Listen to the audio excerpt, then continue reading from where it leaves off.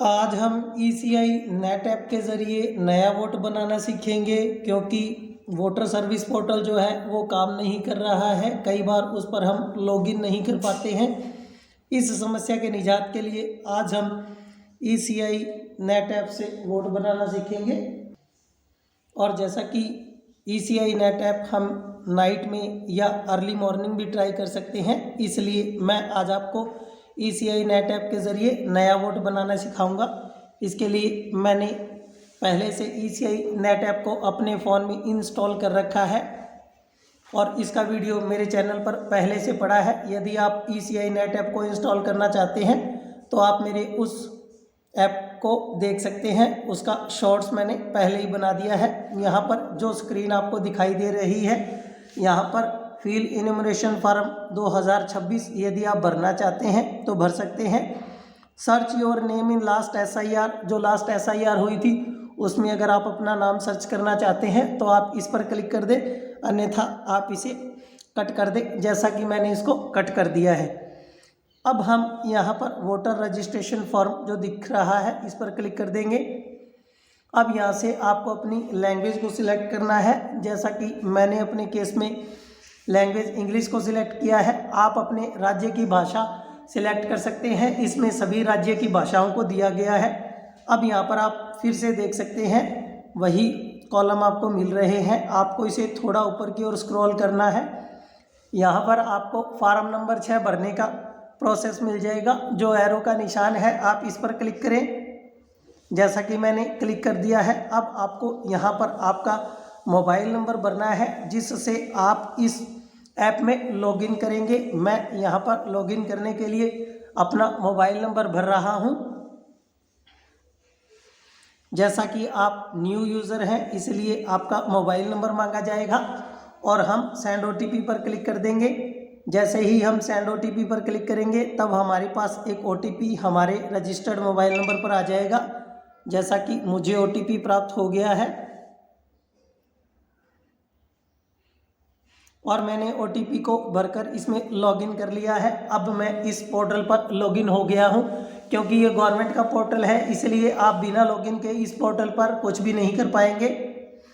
अब voter registration को मैं फिर से शुरू कर रहा हूं। मैं अपनी लैंग्वेज इंग्लिश को सिलेक्ट कर रहा हूं और फॉर्म नंबर 6 पर मैं क्लिक कर रहा हूं। अब देखिए, जैसा कि मेरा नाम पहले ही दिखा दिया है क्योंकि मैंने इस पोर्टल पर लॉगिन कर लिया है। लॉगिन करने के बाद हम इसे थोड़ा ऊपर की ओर स्क्रॉल करेंगे और लेट्स स्टार्ट पर क्लिक करेंगे। अब आप इसको देख सकते हैं और यहाँ पर ये लिखा हुआ है yes I am applying for first time. क्योंकि हम अपना नया वोट बना रहे हैं इसलिए हम इस पर क्लिक करेंगे और नेक्स्ट पर क्लिक कर देंगे। अब देखिए, आप ये जो आपको ग्रीन डॉट मिल रहा है ये आपका फर्स्ट पेज है। यहाँ से आपको अपने स्टेट को सिलेक्ट करना है, जैसा कि मेरे केस में मैं अपने स्टेट को सिलेक्ट कर रहा हूँ। जैसा कि मैंने राजस्थान को सिलेक्ट कर लिया है। यहाँ से मैं हमारे डिस्ट्रिक्ट को सिलेक्ट कर लूँगा। इसके बाद यहाँ से मैं अपनी असेंबली को सिलेक्ट कर लेता हूँ। जिस व्यक्ति का वोट बनाया जाना है उसका स्टेट, उसका डिस्ट्रिक्ट और उसकी असेंबली को सिलेक्ट करना है और यहाँ से डेट ऑफ बर्थ को सिलेक्ट करना है। जो रैंडमली डेट दी गई है मैं उसी को सिलेक्ट कर रहा हूँ क्योंकि मैं एक डमी फार्म भरकर आपको दिखाऊंगा। लेकिन आपको ये ध्यान रखना है कि उस व्यक्ति की डेट ऑफ बर्थ भरनी है जिसका आपने वोट बनाना है। अब आप इसे थोड़ा ऊपर की ओर स्क्रॉल करें। यहाँ पर document of proof of DOB, यहाँ पर DOB का आपको कोई भी एक प्रूफ देना है। जैसा कि मैंने अपने केस में DOB के प्रूफ के लिए आप बर्थ सर्टिफिकेट दे सकते हो जो आपको म्यूनसिपल अथॉरिटी देती है या लोकल बॉडीज जो कि ग्राम पंचायत ग्रामीण क्षेत्रों में होती है उसका प्रूफ दे सकते हैं। इसके साथ ही आप आधार कार्ड दे सकते हैं, पैन कार्ड भी दे सकते हैं, ड्राइविंग लाइसेंस भी दे सकते हैं या कक्षा 10 या 12 की मार्कशीट भी दे सकते हैं। यदि आपने इतनी पढ़ाई नहीं की है तो उस स्थिति में आप कक्षा 1 या 2 की मार्कशीट भी दे सकते हैं। इसके अलावा इंडियन पासपोर्ट दे सकते हैं। यदि इनमें से आपके पास कोई दस्तावेज नहीं है उस स्थिति में आप अदर्स पर सिलेक्ट करें जो नीचे नीचे दिया गया है और जो भी डॉक्यूमेंट हो आप उसका नाम लिखकर और इसमें सबमिट कर दें। जैसा कि मैं मेरे केस में आधार कार्ड को सिलेक्ट कर लेता हूं। अब आपको इसे थोड़ा ऊपर की ओर स्क्रॉल करना है। इसमें यह स्पष्ट रूप से लिखा हुआ है कि आपको सेल्फ अटेस्टेड कॉपी ही इसमें अपलोड करनी है, इसलिए आप उस कॉपी को अपने हस्ताक्षर कर ले। उसके बाद आपको क्लिक टू अपलोड पर क्लिक करना है और हम यहाँ अपनी गैलरी से इस फ़ोटो को अपलोड करेंगे। जैसा कि मेरे केस में मैंने ये फ़ोटो सेलेक्ट की है और डन पर क्लिक कर देता हूँ। और जैसा कि ये फ़ोटो हमें दिखाई दे रही है, यहाँ पर मैं ऊपर ही ऊपर यस के निशान पर क्लिक कर दूंगा और इसका प्रीव्यू हमें दिखा दिया जाएगा। ये इसका प्रीव्यू है। अब आप नेक्स्ट पर क्लिक कर दें। अब आपके एक पेज आपका भर गया है, नेक्स्ट पेज आपका शुरू हो गया है। जैसे ही ये सारे पेज भर दिए जाएंगे, इसके बाद हमारा जो वोट है वो बन जाएगा। इस पर हमें अपलोड पिक्चर पर क्लिक करना है, जो कि हमारी गैलरी से है तो है वो पेस्ट कर दूंगा। जैसे ये फ़ोटो मैंने पेस्ट करनी है तो मैं इस पर क्लिक कर दूंगा। पहले जब मैंने फ़ोटो पेस्ट की थी वह आधार कार्ड की पेस्ट की थी, लेकिन मैंने आपको पहले ही बता दिया था कि मैं डम्मी फार्म भर रहा हूं, इसलिए मैंने किसी बच्चे की फ़ोटो आधार कार्ड की जगह पेस्ट कर दी है। जो फ़ोटो अपलोड कर दी है जो कि 200 KB से ज़्यादा की नहीं हो, आप इसे डायरेक्ट फ़ोटो खींचकर भी अपलोड कर सकते हैं। इसके बाद आपको यहाँ से मेल, फीमेल या थर्ड जेंडर को सिलेक्ट करना है। मेरे केस में मेल को मैंने सिलेक्ट किया है। अब हम यहाँ पर कोई भी नाम भर देंगे, जैसा कि मैं अपने केस में अपना नाम भर देता हूँ, या मैंने कुमार नाम भर दिया है। जैसा कि कुमार रीजनल लैंग्वेज में हिंदी में टाइप होकर आ गया है। और इसका सरनेम नहीं होने की कंडीशन में हम सरनेम को खाली छोड़ देंगे। यदि जिस व्यक्ति का वोट बनाया जाना है, जैसा कि मैंने कुमार नाम से वोट अप्लाई किया है, तो हम कुमार का नाम वहाँ पर भर देंगे और एप्लीकेंट का सरनेम यहाँ पर यदि है तो भर देंगे, नहीं तो हम इसे ऊपर की ओर स्क्रॉल करेंगे। अब हमें यहाँ पर आधार नंबर भरना है। आधार नंबर हमें उसी व्यक्ति का भरना है जिसका वोट बनाया जाना है। जैसा कि मैंने कुमार के नाम से वोट बनाया तो हम कुमार का आधार कार्ड नंबर यहाँ पर दर्ज कर देंगे।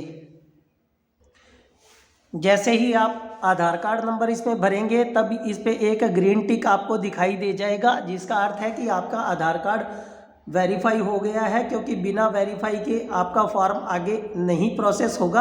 अब यहाँ पर आपको सेल्फ का मोबाइल नंबर भरना है। सेल्फ का मोबाइल नंबर भी वेरीफाई होगा, जैसा कि मैंने अपने केस में अपने मोबाइल नंबर को भर दिया है। अब मैं वेरीफाई मोबाइल नंबर पर क्लिक करूँगा तो एक OTP प्राप्त होगा, जिस OTP के ज़रिए हम अपने मोबाइल को नंबर को वेरीफाई करेंगे। जैसा कि OTP मुझे प्राप्त हो गया है। अब हम वेरीफाई OTP पर क्लिक कर देंगे, जिससे मेरा मोबाइल नंबर वेरीफाई होगा। हाँ, जैसा कि आप देख पा रहे हैं मोबाइल नंबर जो है वो वेरीफाइड हो गया है। जैसा कि मैंने पहले ही बता दिया था, आप इस पे कोई भी झूठा या गलत डाटा नहीं भर सकते हैं। सिर्फ आधार कार्ड के केस में मैंने ऐसा किया था, बाकी सारा डाटा मैं प्रॉपर भर रहा हूँ।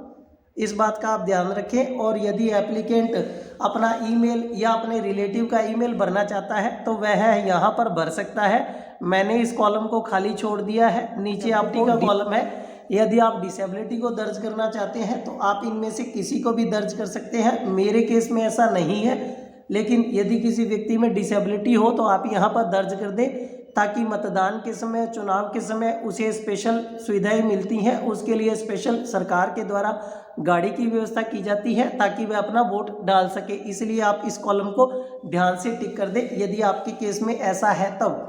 अब हम नेक्स्ट पर क्लिक कर देंगे। नेक्स्ट पर क्लिक करने के बाद मैं आपको यहाँ पर ये जानकारी दे दूँ कि आप अपने वोट के साथ किसका नाम वहाँ पर रखना चाहते हैं, आपको उसका नाम सिलेक्ट करना होगा। जैसा कि मैं अपने केस के अंदर अपने पिता का या अपनी माता का या अपनी पत्नी का पति होने की दशा में दर्ज कर सकता हूँ। ये ऑप्शन आपको दिया गया है। अब यहाँ पर मैं जैसा कि उस बच्चे का वोट बना रहा हूँ जिसके माता पिता नहीं हैं, उस स्थिति में आप यहाँ पर लीगल गार्जियन को सिलेक्ट कर सकते हैं। यानी कि ऑर्फन होने की दशा में मैं लीगल गार्जियन को सिलेक्ट कर रहा हूँ और लीगल गार्जियन का नाम यहाँ पर मैं दर्ज कर दूंगा, क्योंकि सबसे ज़्यादा समस्याएं उन्हीं बच्चों को आ रही है जिनके गार्जियन नहीं हैं और जो लीगल गार्जियन के यहाँ रहते हैं और उनको वोट बनाने में सबसे ज़्यादा दिक्कत होती है। इसलिए मैं लीगल गार्जियन में नाम दर्ज कर देता हूँ। मैंने यहाँ पर नाम दर्ज कर दिया है बाबा, और वह नाम बाबा हिंदी में टाइप होकर आ गया है। अब हम जो बाबा है उसका सरनेम यदि भरना चाहते हैं तो सरनेम आप इसमें भर सकते हैं। मेरे केस में सरनेम नहीं है, इसलिए मैं नेक्स्ट पर क्लिक कर दूंगा। अब आपको अपना एड्रेस भरना है। जिस बच्चे का हम वोट बना रहे हैं उसका एड्रेस हम यहाँ पर भर देंगे। जैसा कि मेरे केस में मैंने हाउस नंबर को भर दिया है। हाउस नंबर मैंने 1 सिलेक्ट कर दिया है। ये रीजनल लैंग्वेज में हिंदी के अंदर या जो लैंग्वेज आप सिलेक्ट करोगे उसी में कन्वर्ट होकर आ जाएगा। उसके बाद हम हमारी स्टेट या लोकेलिटी को सिलेक्ट कर देंगे। जैसा कि मैंने अपनी लोकेलिटी को सिलेक्ट कर दिया है और उसका हिंदी में प्रिंट होकर नाम हमें मिल जाएगा। उसके बाद हमें हमारे टाउन को भरना है। जैसा कि मैंने अपने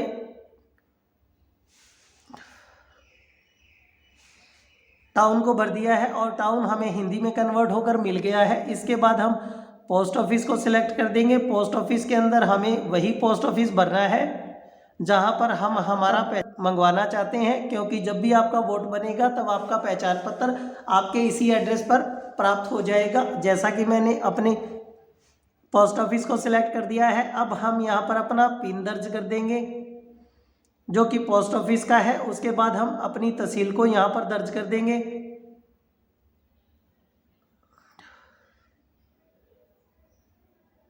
जैसा कि मैंने अपनी तहसील को सिलेक्ट कर दिया है। अब इसका तहसील का नाम हिंदी में कन्वर्ट होकर हमें मिल गया है।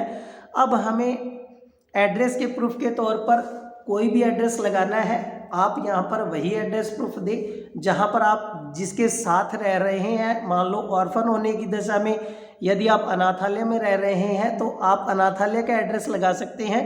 यदि चाचा चाची, मामा मामी या नाना नानी के यहाँ रहते हैं तो आप उनका एड्रेस प्रूफ लगा सकते हैं। यहाँ पर आपको एड्रेस प्रूफ में देखो वाटर बिल कनेक्शन यदि आपके नाम से है तो आप उसको प्रयोग कर सकते हैं। इलेक्ट्रिसिटी का बिल है, गैस कनेक्शन का बिल है, ये 1 साल से पुराने नहीं हो वह भी लगा सकते हैं। इसके साथ ही आप आधार कार्ड, बैंक पासबुक की फ़ोटोकॉपी या आप डाकघर के खाते की प्रति भी आप इसमें प्रयोग कर सकते हैं, या कोई नेशनल लेवल का बैंक है तो उसका प्रयोग भी कर सकते हैं। और इसके साथ ही आप इंडियन पासपोर्ट, रेवेन्यू डिपार्टमेंट का कोई रिकॉर्ड या किसान बही आपके पास है तो आप उसका प्रयोग भी कर सकते हैं। इसके साथ ही यदि आप रेंटेड हाउस में रहते हैं तो इस केस में आप मकान मालिक का दस्तावेज भी प्रस्तुत कर सकते हैं। और यदि आप खुद के हाउस में रहते हैं तो उस स्थिति में जो घर आपने खरीदा था उसका प्रयोग भी कर सकते हैं। यदि इनमें से आपके पास कोई डॉक्यूमेंट नहीं है तब आप अदर पर सिलेक्ट कर दें और उस डॉक्यूमेंट को दर्ज कर दें जो आपके पास उपलब्ध है। मेरे केस में मैंने आधार कार्ड को सिलेक्ट कर लिया है। आप 2 बार आधार कार्ड को सिलेक्ट नहीं करें, इस बात का आपको ध्यान रखना है। यहाँ पर उस डॉक्यूमेंट की सेल्फ अटेस्टेड कॉपी यहाँ पर आपको अपलोड करनी है। जैसा कि अपलोड द सपोर्टिंग डॉक्यूमेंट ये आपको दिया गया है। यहाँ से नीचे आपको क्लिक टू अपलोड पर क्लिक करना है और यहाँ से गैलरी से आपको अपनी फ़ोटो पे, जैसा कि मैंने आपको पहले ही बता दिया था, मैंने आधार कार्ड की जगह और सपोर्टिंग एड्रेस प्रूफ के तौर पर मैं कोई भी फ़ोटो चढ़ा सकता हूं, क्योंकि यह सॉफ्टवेयर उसको कैप्चर नहीं कर सकता है। सिर्फ फ़ोटो के मामले में आपको ओरिजिनल फ़ोटो ही अपलोड करनी पड़ती है क्योंकि वह उसे चेक कर लेता है। अब detail of the family member already included in electoral roll at the current address. अब इसके अंदर यह पूछा गया है कि जहाँ पर आप रह रहे हैं उस व्यक्ति का एड्रेस आपको यहाँ पर नोट करना है। यहाँ पर आपको अपने लीगल गार्जियन को सिलेक्ट करना है। जैसे कि आप चाचा चाची, मामा मामी या नाना नानी के यहाँ रहते हैं तो आप उनका नाम सिलेक्ट कर सकते हैं। जैसा कि मैंने लीगल गार्जियन में अपना नाम सिलेक्ट कर लेता हूँ या किसी भी व्यक्ति का नाम सिलेक्ट कर देता हूँ। जैसा कि मैंने नाम सिलेक्ट कर दिया है और अब हमें उसका वोटर एपिक नंबर डालना होगा। यहाँ पर आप कोई भी वोटर एपिक नहीं डाल सकते हैं जिसके साथ आप अपना वोट अटैच करवा रहे हैं, आपको उसी का एपिक नंबर यहाँ पर डालना होगा। जैसा कि मैंने एपिक नंबर इसमें डाल दिया है। एपिक नंबर डालने के बाद यहाँ पर हम नेक्स्ट पर क्लिक कर देंगे।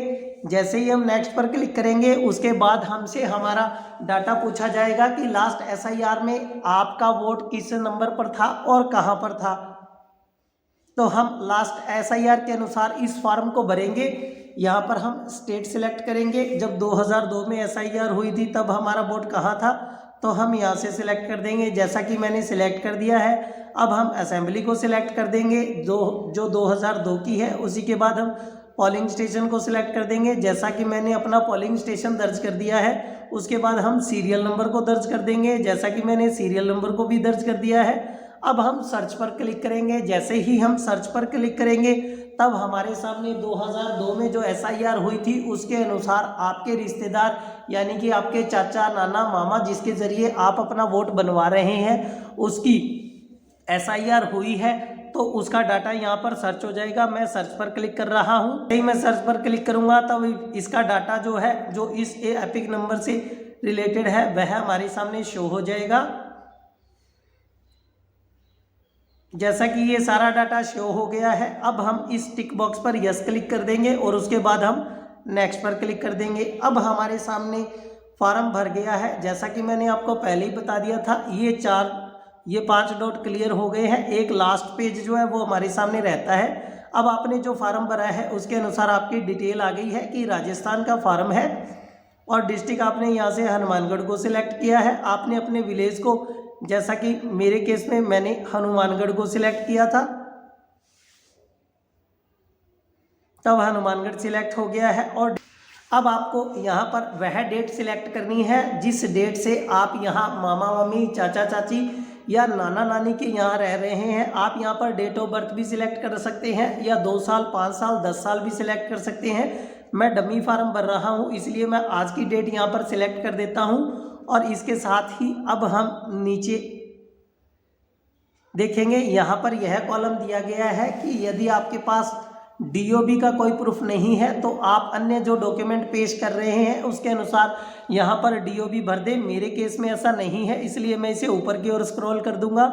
और ऊपर की ओर स्क्रॉल करने के बाद जैसा कि मैंने बताया था कि हमने कुमार के नाम से वोट बनाया है, तो कुमार का नाम आ गया है। अब हम यहाँ पर हनुमानगढ़ सिलेक्ट कर देंगे। जैसा कि कुमार है, कुमार ने हनुमानगढ़ से फॉर्म भरा है तो हम हनुमानगढ़ सेलेक्ट कर देंगे। अब आप देख सकते हैं कि आपका भरा हुआ फार्म आपके सामने आ गया है। आप इस फार्म को पूर्णतः चेक कर ले और इसे ऊपर की ओर स्क्रॉल कर दे।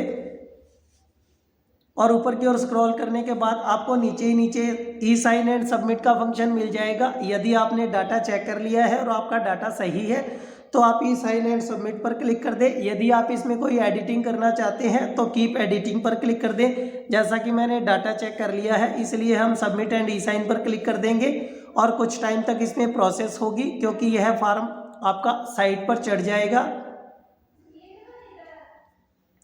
क्योंकि आपका फॉर्म जो है वो ई-साइन एंड सबमिट के लिए जा रहा है। नेक्स्ट पेज पर हमें हमारा आधार नंबर भरना है और गेट OTP पर क्लिक करना है। जैसे ही हमें OTP प्राप्त होगा हम वहां पर भर देंगे और नीचे नीचे आपको टिक्स बॉक्स पर क्लिक करके सबमिट पर क्लिक करना है और आपका फॉर्म सबमिट हो जाएगा और इसकी जानकारी आपको SMS के जरिए प्राप्त हो जाएगी और आपका फॉर्म नंबर भी आपको SMS में मिल